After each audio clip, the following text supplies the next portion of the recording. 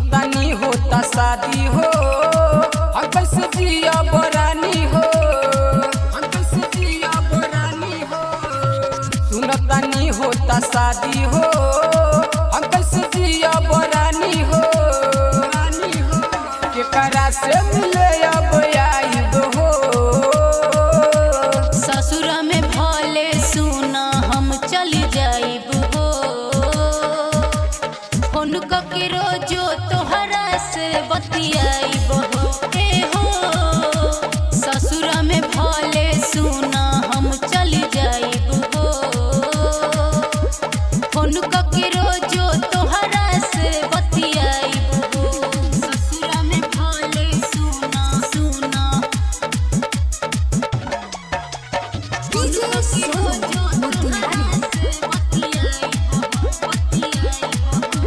दूसरा से तू शादी करबू जाए हर जाई। करत नइखी तोहरा से हम सुनो सोना बेवफाई। उनका की रोजो तोहरा से बतियाई। दूसरा से तू शादी करबू जाए हर जाई। करत नइखी तोहरा से हम सुनो सोना बेवफाई। दिल के बातें हम कैसे बताई हो, ससुरा में भले सुना हम चली जाइब हो। फोन के रोजो तोहरा से बतियाइब हो, ए हो। ससुरा में भले सुना हम चली जाइब हो। फोन के रोजो तोहरा से बतियाइब हो। ससुरा में भले सुना सुना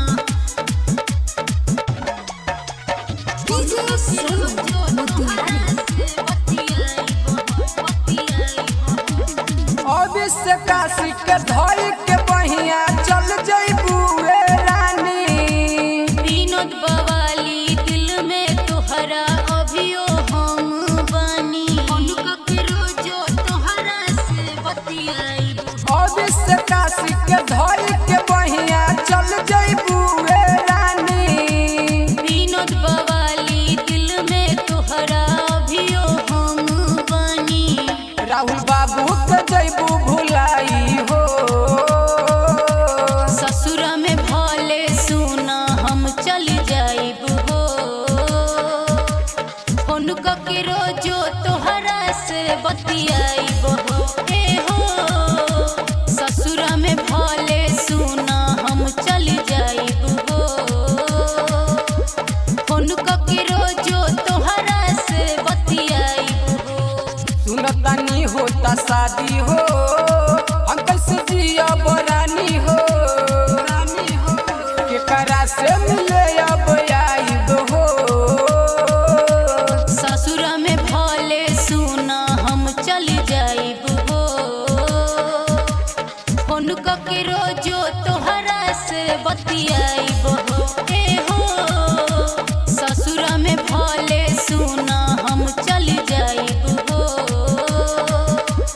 फोन के रोजो तोहरा से बतियाइब हो। आदित्य रिकॉर्डिंग स्टूडियो तितरिया।